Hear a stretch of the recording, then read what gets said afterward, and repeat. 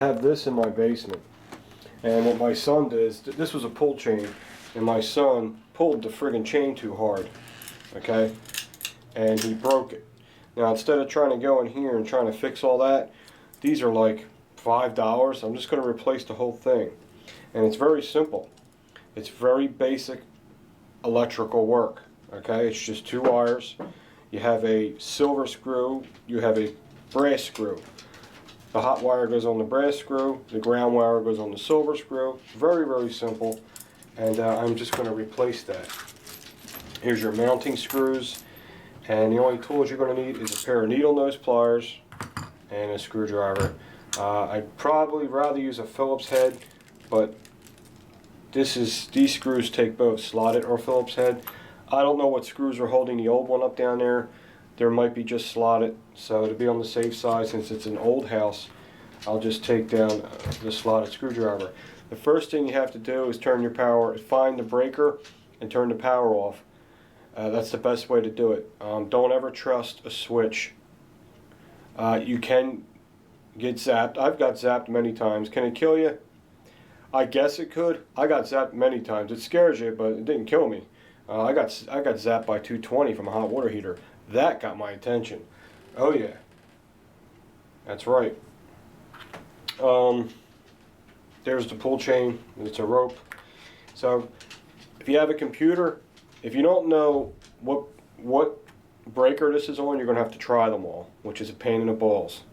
But that's what you got to do if your breaker box is not labeled. So if you have a computer and it's on, turn your computers off first. The worst thing for your computers is to have surges, electricity turning them on and off. It's really not good for them. Alright, I'm at my breaker box here. Last time I got electrocuted, I couldn't grow genital hair for about 6 weeks. But that was a bad electrocution, man. That was 220 hot water heater. Just kidding on the ball throw, though. Yeah, look how old this shit is. I don't even have breakers. I have a main. That's my main. If I pull that main, the whole house shuts down. These old ass fuses are for each room. And what I have to do is turn each one till that light goes out. And hold on. Time to take this piece of shit out of here. Take that bad boy out of there. And we're replacing this part. As you can see, the screws are in this hole, not this hole. So the new one has punch outs. So I'm going to have to punch out that side. And the good thing about this one is it has an outlet on it. The other one doesn't. So I wasn't paying attention. I should have bought one without the with the outlet on it. It's nice to have that. And just loosen them up. You really don't have to take them all the way out. You're just going to give a little twist like that. Alright, now you got all kinds of wires in here. Okay, you don't want to mess with these. Just tuck them back up there. You just need these two. You got a white wire here and your black wire. This is your neutral wire. This is your hot wire.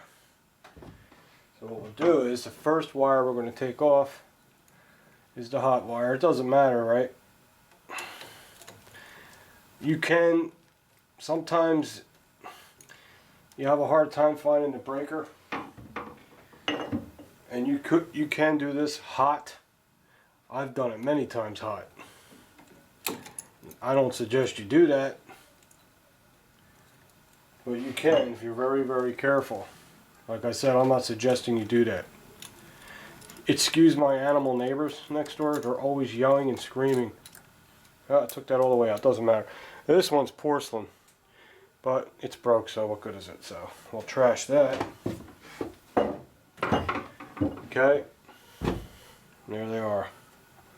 Here's your hot wire. Here's your neutral wire. Alright, let me go get the new one, and I'll show you how to wire it up. It's very simple.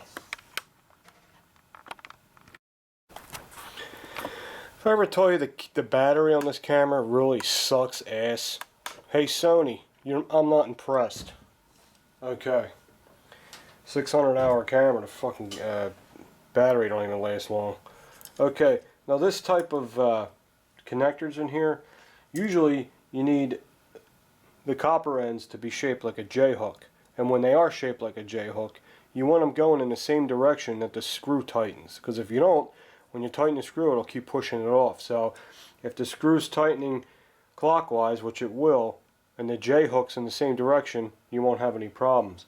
But this one has these squeezy clamp type, so I had to straighten them out, and they kind of just plug in. Okay? So what I'll do is I'll put the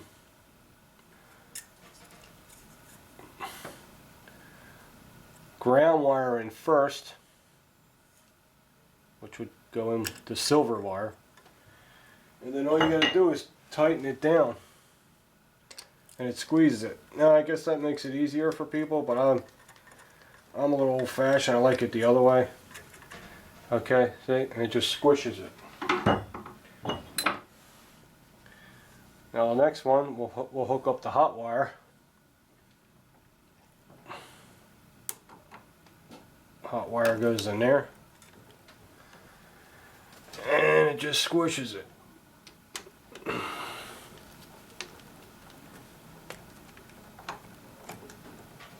And I'll double check it. Make sure everything's really tight. You really gotta make sure everything's tight, because if it's not, if it's a little loose, it'll drive you crazy. How come it's not working? And now I'm just going to push it up in there. Make sure it's... Now I will turn it like this.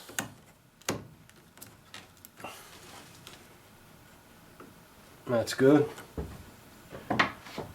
And screw it in.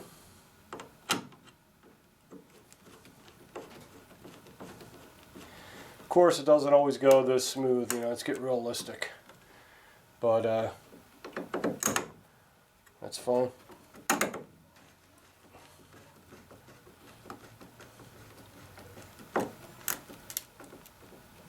Now what's good, what I like about the plastic ones, if you tighten them a little too tight, they can take it, but the porcelain ones, if you tighten it too tight, you'll crack the whole thing. So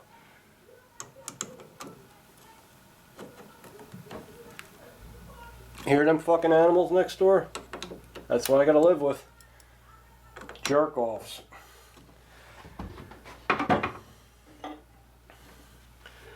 Okay, let me get a new bulb and we'll see how it goes.